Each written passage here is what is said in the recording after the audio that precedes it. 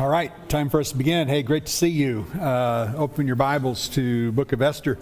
We're still in the process of looking at some of the big picture messages and what we should see as we will go through the book, possibly beginning next week, and start going through chapter by chapter and then fitting the puzzle pieces in a little more tightly. But for now, it is important that we get a bigger picture of what is going on in the book. So last week we left off at looking just at the end of some comments about the unique character of the book, and I think most of you already have seen how different Esther is, and I will just caution you, it is so different that you will find many especially Bible students in the past, and some of them quite famous, who would say Esther needs to be thrown out of the Bible. Martin Luther was one of those. Throw it out. It's so secular. It's ridiculous. How could anybody imagine that a godly person would even be listed in the book of Esther? And it's obviously just not something that should be included. So part of our challenge here is to examine that, since it is the only book in the Bible that does not refer to anything religious. Not only does it refer to God, nobody in it refers to God, and nobody in it acts in respect to anything God says. So it is quite unique in that matter. So I'm going to hit a few things real quick that we've already fairly much talked about. We talked last week about Mordecai being a fairly secular individual, not really thinking in terms of anything godly from what we can tell, and encouraging Esther to enter the beauty contest and all of that. And so the book is just uniquely religious. You don't see anybody, you don't even see pagan religion. You don't see anything in it that it indicates that anybody really cares about anything spiritual at all. And I don't know if you've thought about this, but here's Esther and Mordecai and all the Jews that are mentioned in the book. None of them have bothered to go back to Jerusalem when the king said, anybody who wants to go back and help the building of Jerusalem and the temple and all of that, I'll provide the money. You people go back to serving your God.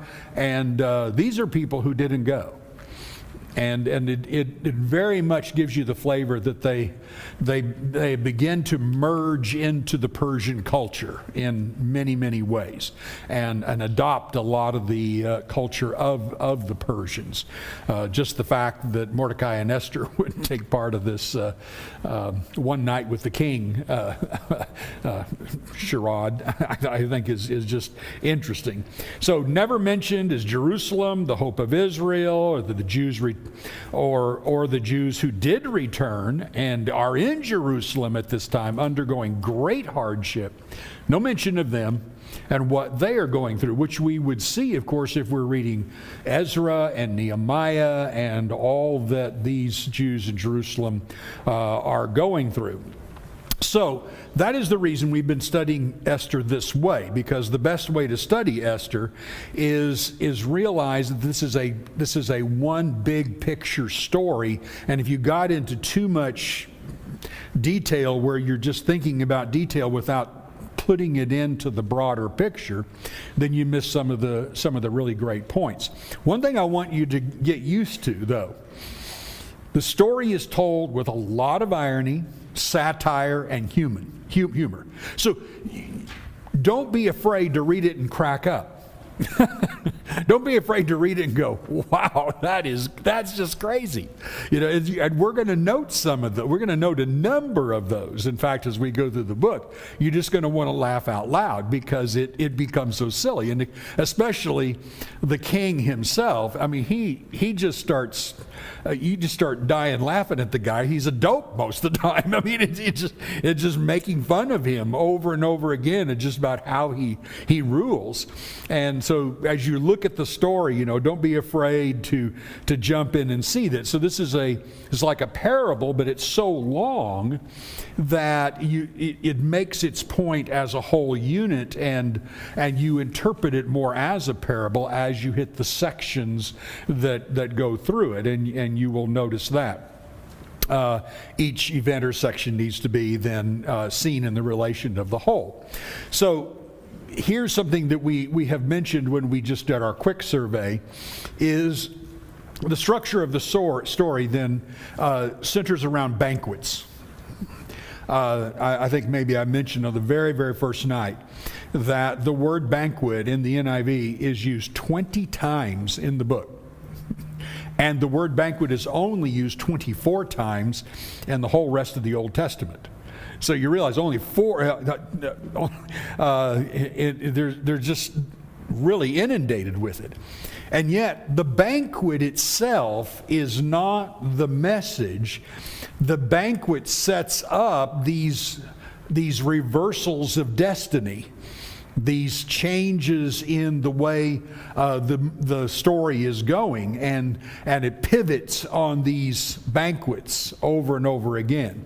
So that's one thing that we want to pay attention to as we hit various things in the book, is just that change of pace that comes around the banquet itself.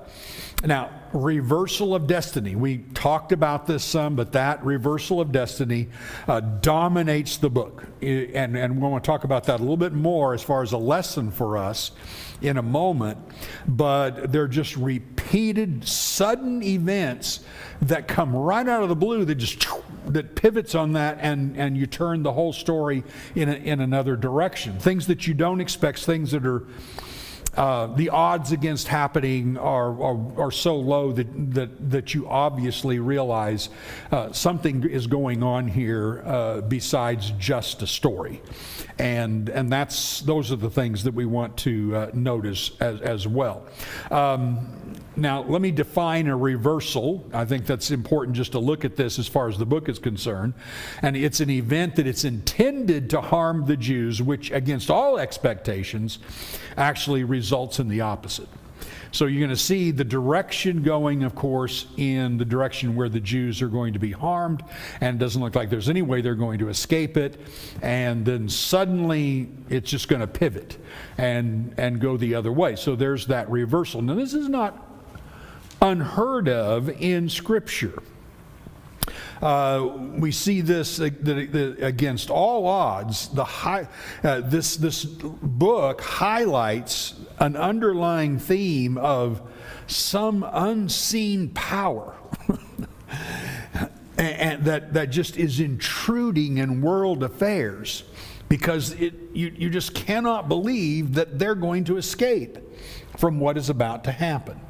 And so it just implies it. That's part of what the author's intent is in the book, and as we're going to see, the reason he does not mention the name of God or religion or any of that. He wants to show us that there is this, at many times, an unseen power that is beyond and behind everything, that nobody is going to relate to the event that's taking place. You feel that today? You should. We're just like the days of Esther. We don't have any prophet giving us a message. We don't have any hero that steps up that says God is has appointed me and called me to come and tell you something. We don't have any of those things.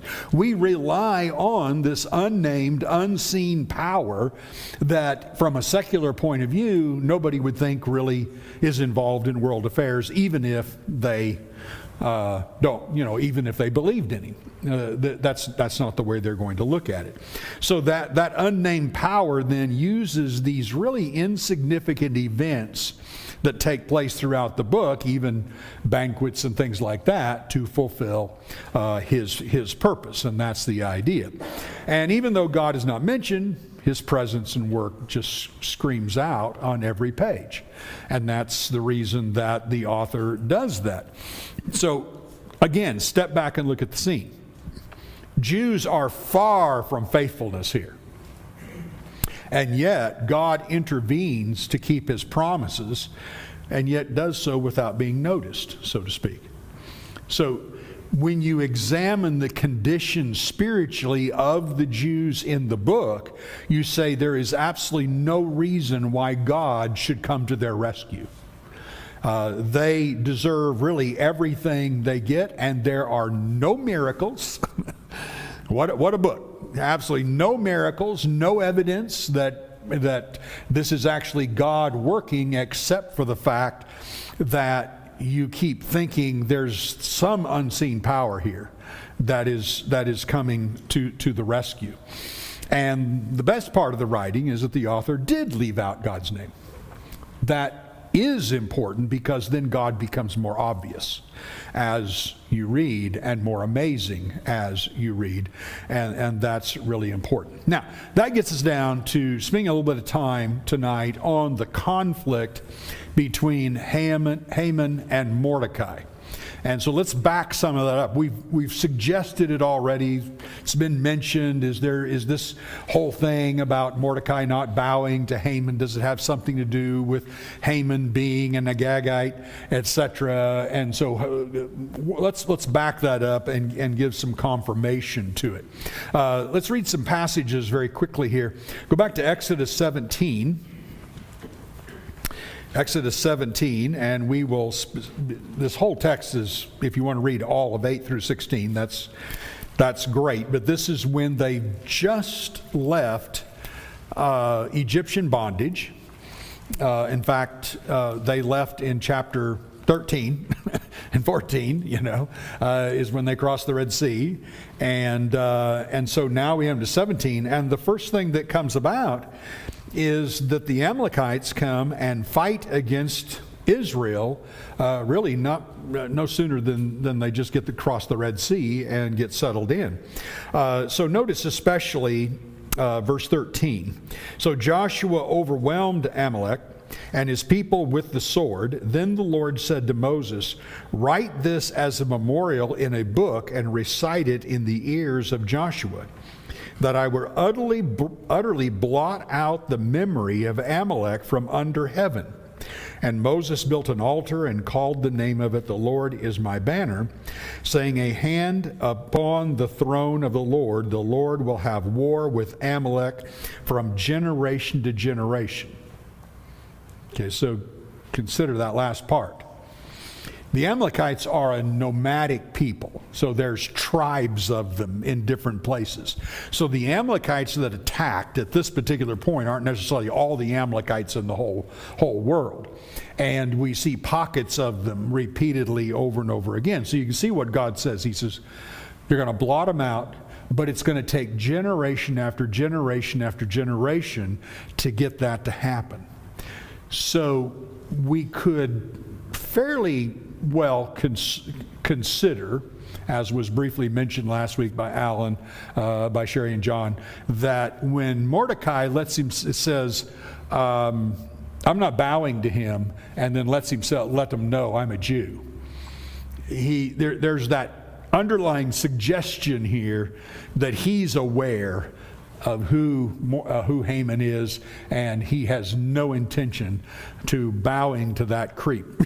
That's just the way he's looking at it, and he knows this battle that's going on. Let's confirm this a little bit more. Go to Deuteronomy 25. Deuteronomy 25 and verse 17. So here the Lord says, "Remember what Amalek did to you on the way as you came out of Egypt, how he attacked you on the way when you were faint and weary, and cut off your tail those who were lagging behind you, and he did not fear God.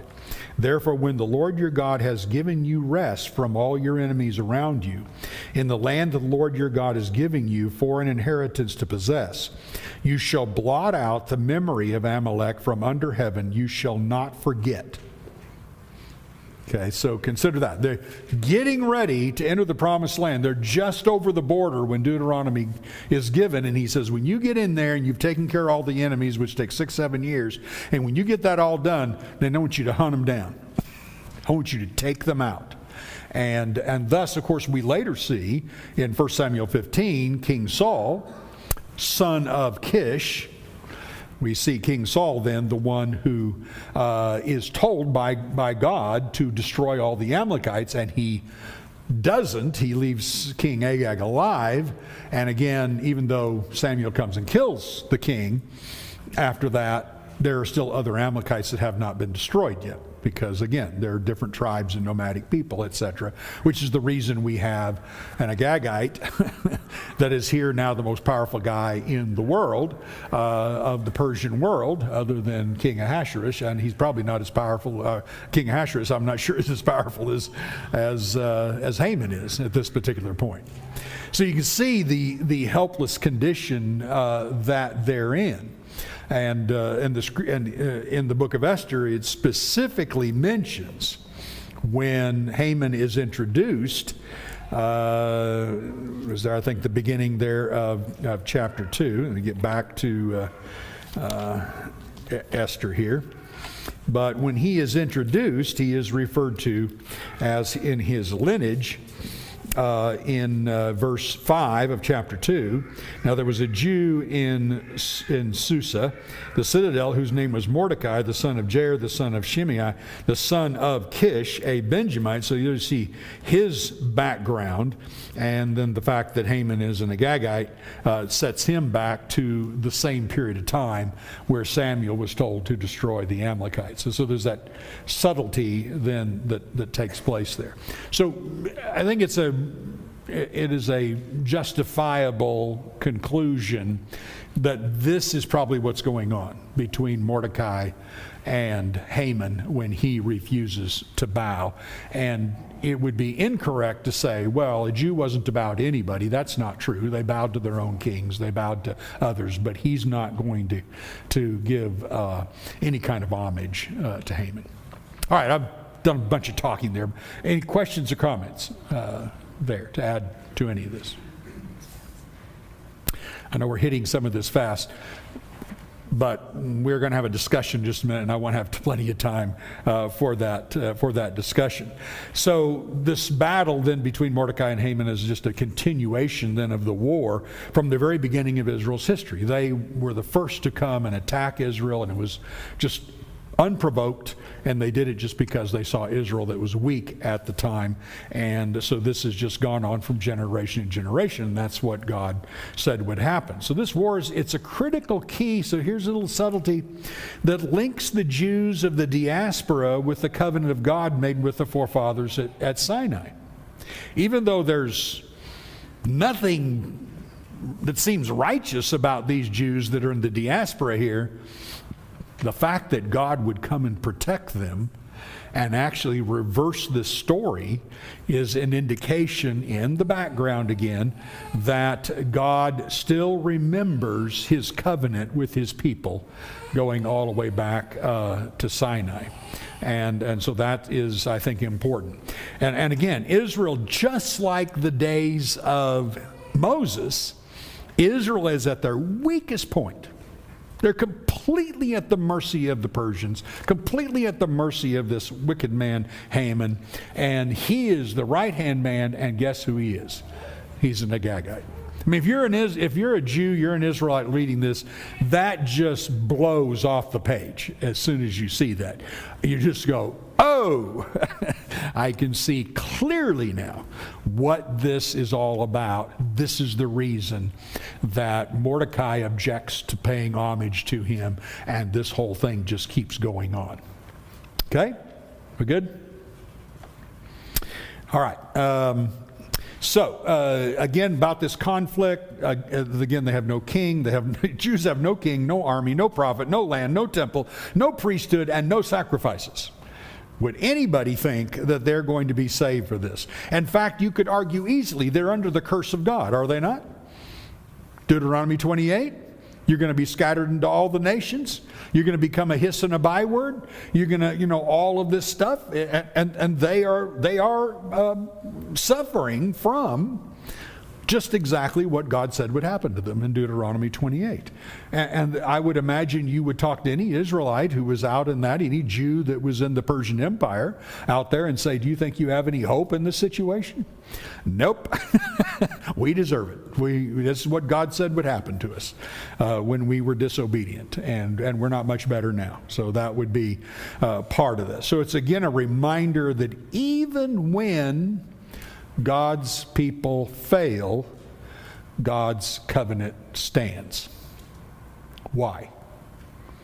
Because he made the promise to Abraham and to David that his steadfast love would never be removed, even if they turned away from him.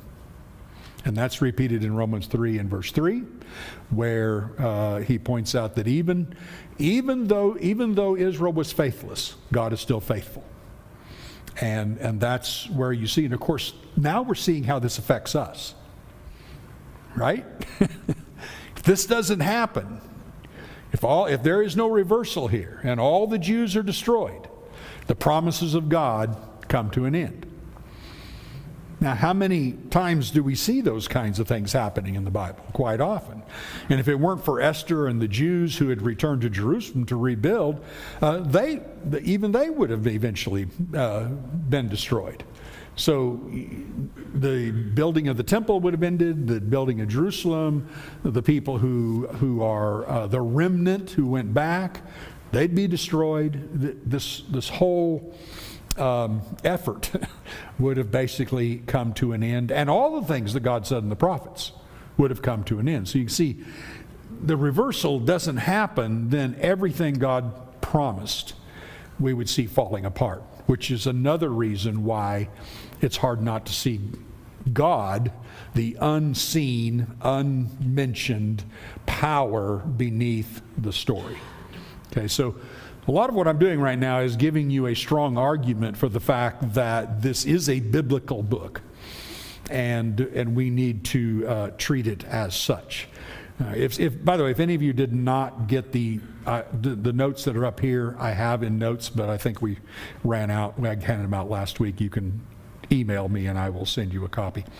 Now, here's what I wanted to spend the last part of our time talking about, and that is the providence of God. The book of Esther is, even though you see providence of God throughout the Bible, the book of Esther is probably the strongest piece of literature in Scripture that would scream to us what the providence of God is all about. And let's just define it. This comes from Karen Jobes, who, by the way, if you ever want to read a very well, let me put it this way. I think I said this to David the other day.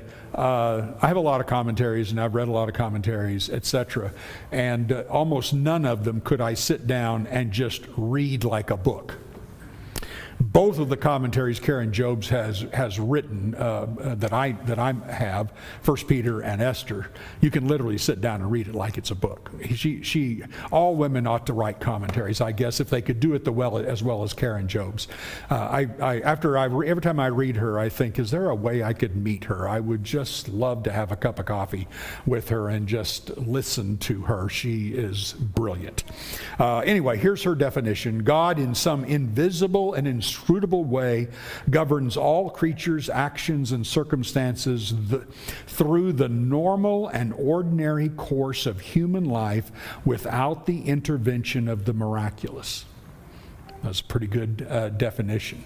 So there's no miracle, and all that, and yet you keep seeing the work of God, and this is really interesting then to discuss and talk about. So even though God seems absent and no one acknowledges him, he's still ruling.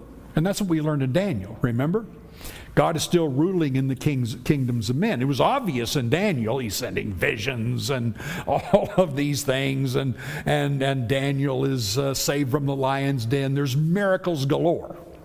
But when you get in that book of Esther, there's none of that. And yet God is not absent. and God is still working. So even working then when many questionable and sinful decisions are made by Mordecai and Esther. Now, I want you to think about, can you think of other incidents in Scripture in which God works through sinful actions of His people and others? Yeah, the cross is the most obvious, isn't it? God uses the sinfulness of those who crucified Jesus, whether you're talking about the Jews or the Romans, He uses the sinfulness of them to save mankind. So you see that over and again. Listen to Abraham's life. Wow, he goes down into Egypt, lies about his wife. She gets taken by Pharaoh, and if God doesn't intervene, reversal. If God doesn't intervene, whoo! I mean, everything's going to just go up like a nuclear bomb as far as the plan of God. Pharaoh's going to take Sarah and make her his wife, and I'm imagining Abraham going over here, wringing his hands, going, "Uh-oh, what did I do?" And Sarah's up there going, "Help! This man's going to bring me into his chamber at any moment." And of course, if it's not for God plaguing Pharaoh, and Pharaoh responding, unlike the future Pharaoh, and going to Abraham and rebuking him, and yet Abraham walks away from the situation scot-free and loaded with goodies from Pharaoh. Becomes a wealthy man just because he goes in. I mean, you're just like, what? And you see God acting in spite of man's foolishness many times. Joseph is another good example. The sin of his brothers provided a way for that. Exactly. The sin of Joseph's brothers, of selling your own brother and pretending, getting your dad to believe he's dead and watching him grieve for 22 years and all of this. And when it's all said and done, Joseph goes, "You know, guys, if that hadn't happened, I mean, as dumb as you were, if that hadn't happened, we'd all been dying of hunger right now." So God continues to work in action. So that when you get a feel of God's providence, you're realizing that He is always behind the scene. John. There's two aspects that relate to this book that have much longer lasting impact that are a little bit more esoteric, but both Xerxes and his father invaded Greece and were stopped. So his father was stopped at Marathon, which certainly had to have been God. And then Xerxes was stopped at Thermopylae with the 300. Yeah. If that would not have happened, if God would not have stopped the Persians there, the Romans would never come to power. Then the situation would not have been for Christ. Yeah. So he literally is playing four-dimensional chess with all these people, and they have no idea what's going on. Yeah. And they're Great. in this story too. Yeah, and just as John said, the more you know about history, the more you see these things and can see God behind the scenes, because the rest of history affects the coming of the Messiah, the period of time. The Romans are very important to God's design for the gospel to go out to the whole world, because of the common Greek language that was spoken throughout the world at the time, and the freeway system, as a Californian would say, the whole highway system and how things went. I mean, everything was set up like Paul would say, for the fullness of time, when it was just the perfect time. So there's so much, that could be said about that. So there's nothing unusual. The point of that being, when you read this in the book of Esther, and you might go, "Oh, that's terrible." No, there's nothing unusual about that. We see that often. So you can draw that similar conclusion then throughout biblical history.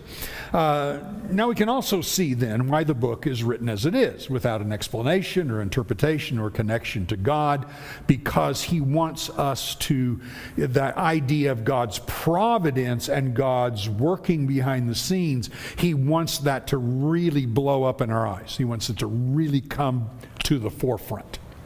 By the way, one of the best illustrations of providence and our working in God's kingdom that I think I ever read, and I'll just summarize it to you.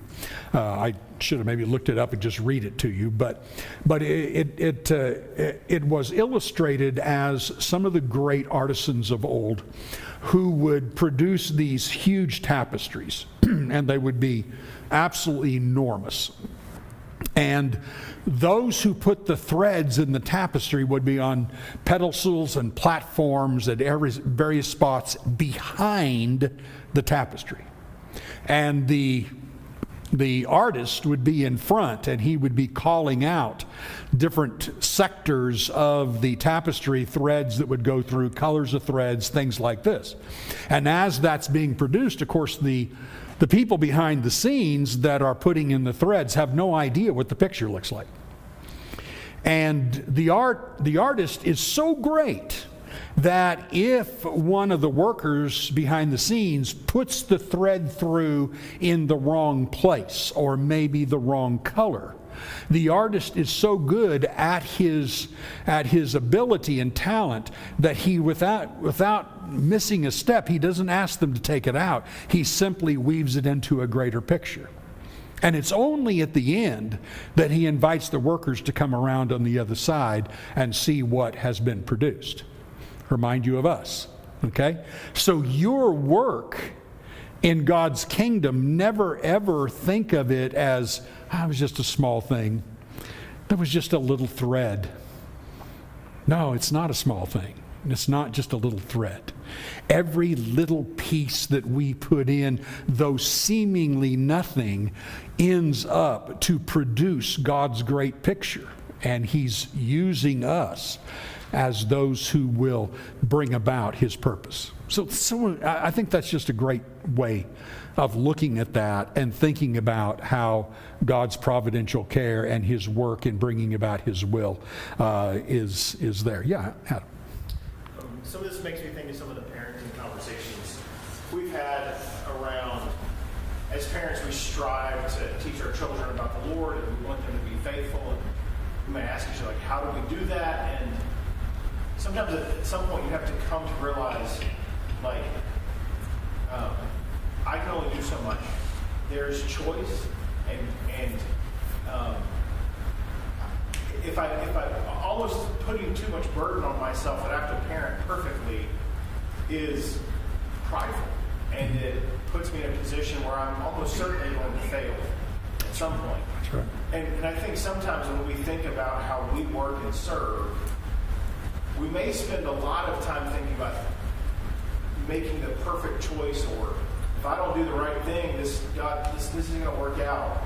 And we can actually step back a little bit and say, well, I can't really hinder God's plan.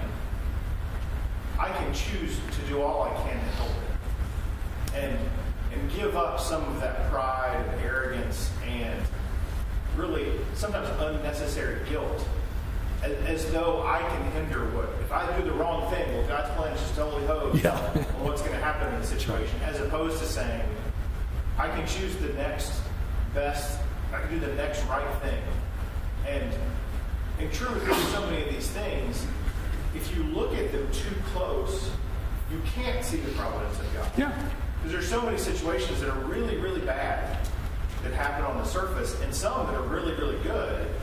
And we think that one is the providence of God, one is the work of the devil. And it's not until you've had time to zoom out and see the long-term play that you actually understand, a lot of these things that look good, whether it's a job or money or certain relationships, or those are actually the bad things that happen. Yeah. And then the good things were actually the struggle or strife that God brought to you to see and grow through. Yeah, excellent. I can see that close up. Yeah, excellent point. By the way, just to add to that, when we were doing our parenting class a couple years ago in the back, one of the things that I was pointing out in there is there's two kinds of parents. There's the parent who sees their children as owned by God, and they as a parent are simply stewards, caretakers for another's goods. My kids are not my kids.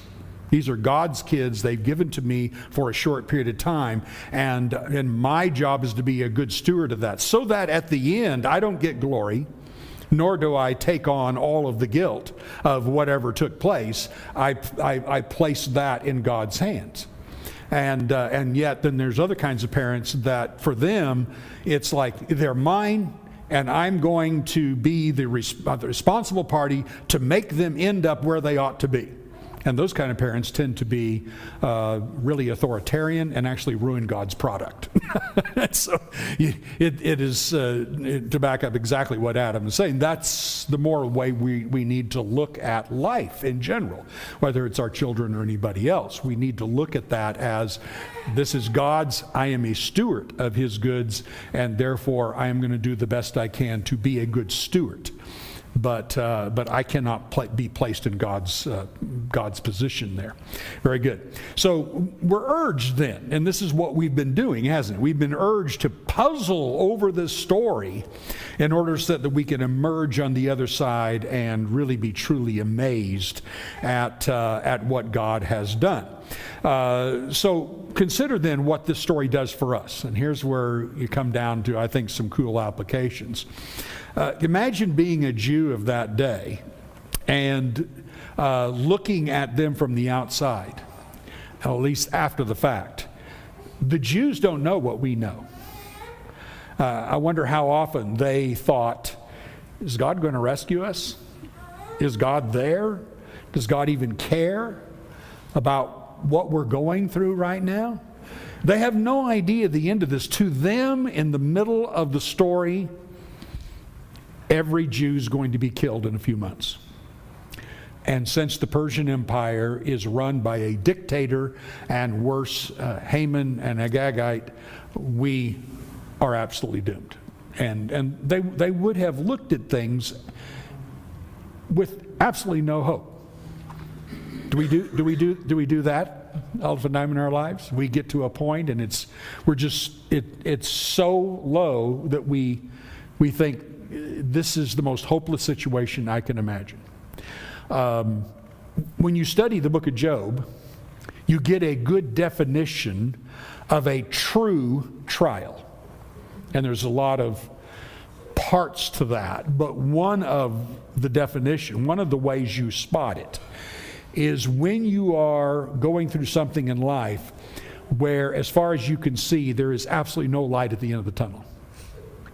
You cannot imagine that there's going to be a good end to this. And it just seems like it is absolutely hopeless. And that's when you look back at that trial, and what do you realize? God was there. You can see it at the time. It doesn't pop out at you. You don't get a revelation in the middle of the night. You don't get any of those things, but God was there. And that's one of the things that when we study the book of Job, you see Elihu saying those kinds of things to Job, saying, you don't see, but he always is there.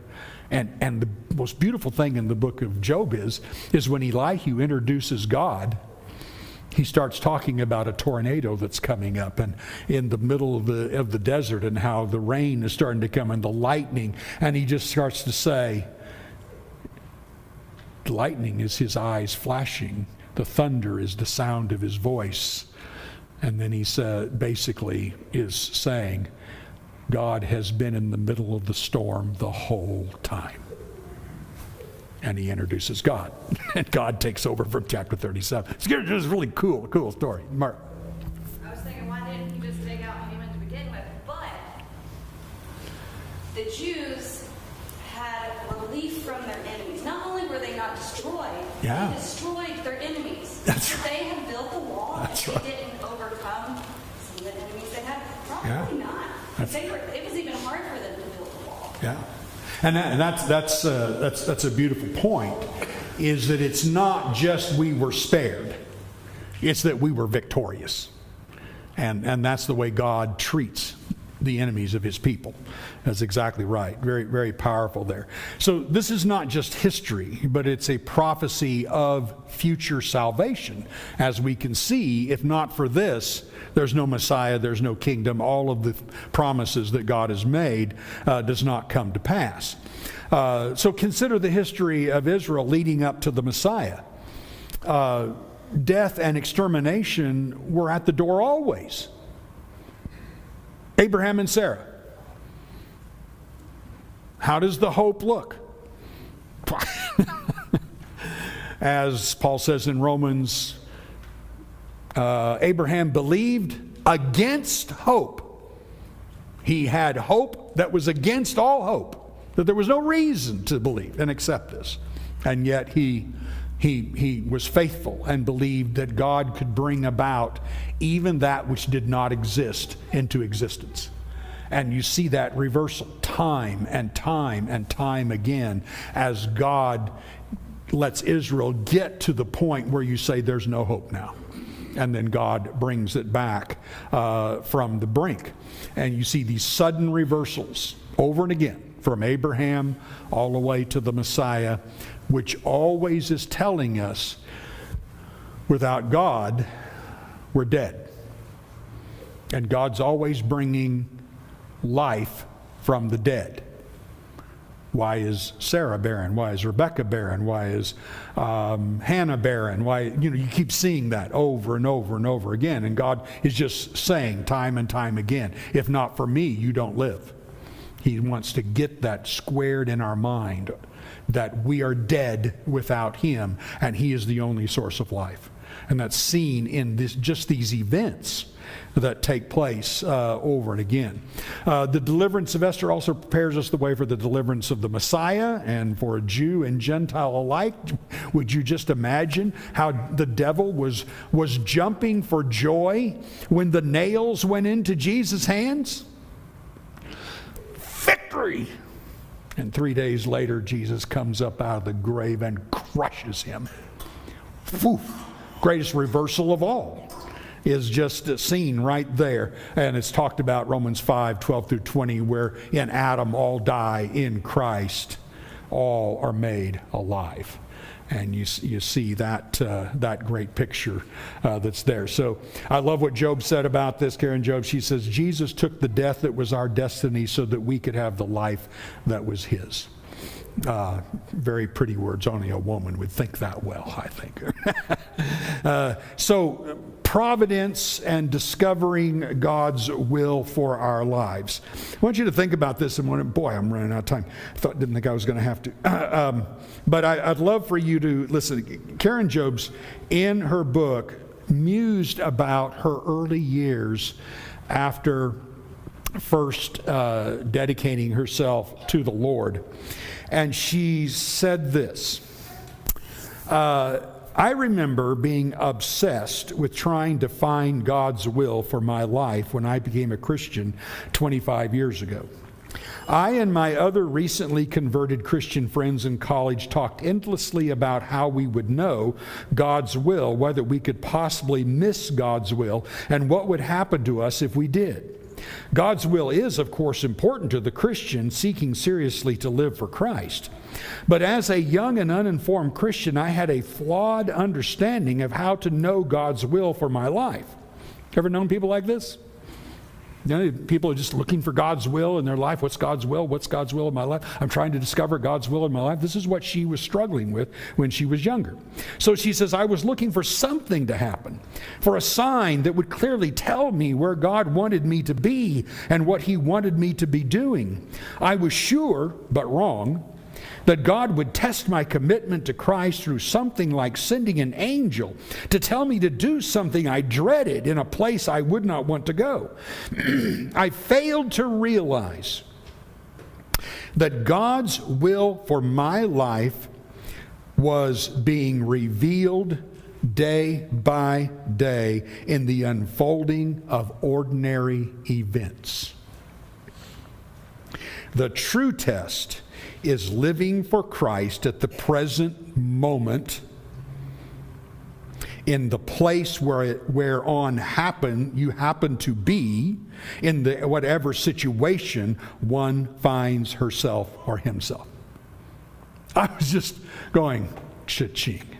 Exactly. Stop looking for something to tell you what God's will is for your life. Live every day serving God and seeking to do His will based on where you are and the events that are taking place. There you go. There is the way God operates. And I thought it was just a beautiful conclusion that she gave to the book. And I had just a couple more things, but was that a bell? Yeah, it was a bell. Yucky bells. The bells. Again.